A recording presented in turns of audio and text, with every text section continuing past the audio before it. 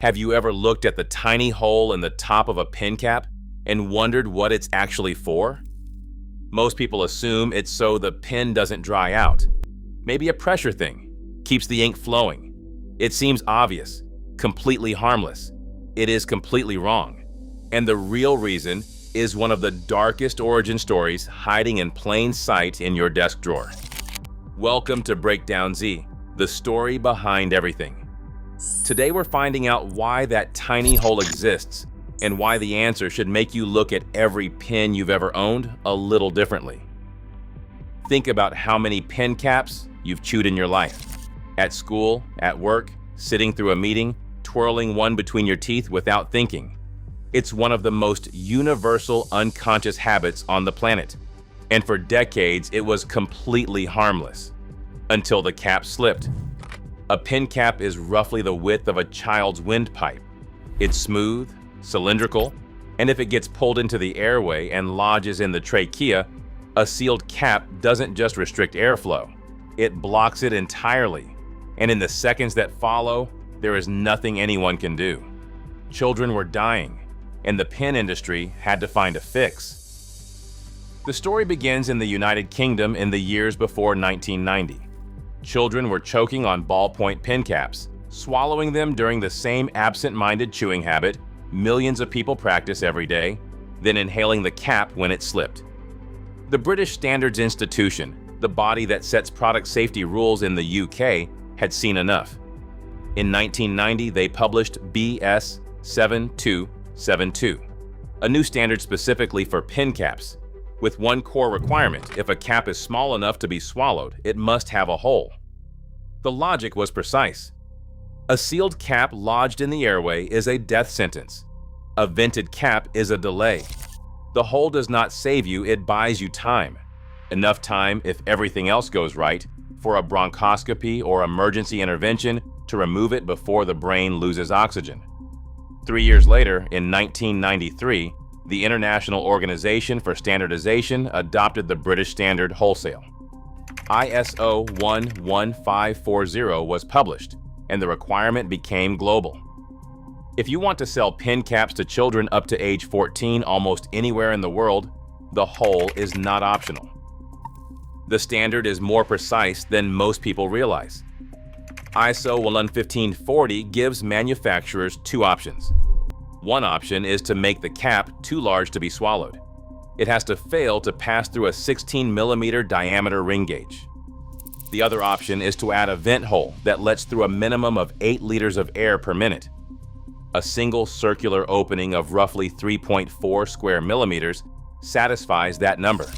That is smaller than the head of a pencil eraser. That is what stands between a blocked airway and a chance at survival. Now, here's where most videos on this topic get it wrong. You've probably seen the statistic that 9 children died in the UK between 1970 and 1984, and that the hole has prevented deaths ever since. It's repeated everywhere.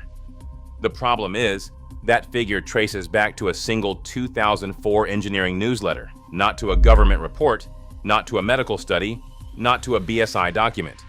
There is no verifiable primary source behind it. What the real medical literature does tell us is this: pen caps are a serious, well-documented airway hazard. Of 1,280 children treated for foreign body inhalation at one hospital between 1997 and 2007, 34 cases involved pen caps. In another study of 19 children who inhaled pen caps, only 9 could be treated with a simple bronchoscopy. 5 needed surgery involving the chest and throat. The smooth surface of the cap makes it one of the hardest foreign bodies to remove, and the hole itself is not foolproof. It can be blocked by mucus. At least 1 death occurred after the vent was reportedly obstructed. The hole is not a solution. It is a carefully engineered compromise between the physics of manufacturing, the reality of human behavior, and the hard limit of what a small piece of plastic can do.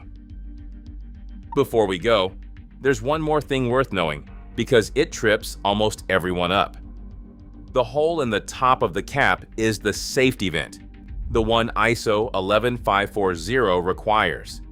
But many pens also have a separate small hole in the side of the barrel itself. That one has nothing to do with safety.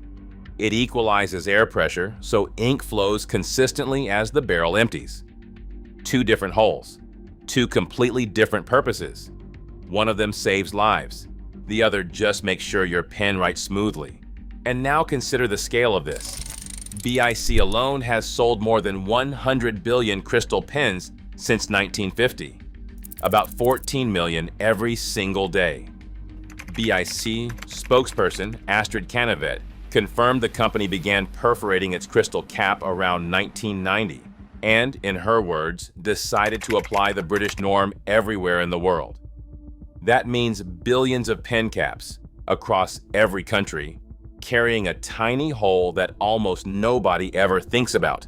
A hole that exists because British safety engineers looked at a plastic cylinder, and asked whether a piece of geometry could do what medicine could not always guarantee. So the next time you pick up a pen and notice that small opening in the top of the cap, take a second to appreciate it. Not because it's a perfect solution, it isn't, but because it's a real one. A tiny hole, punched into billions of pen caps, by people who decided that even a partial fix was better than none. That's the story behind everything. If this one got you, hit like, share it with someone who has been chewing pen caps their whole life without knowing this, and subscribe to Breakdownz for more. I'll see you in the next one.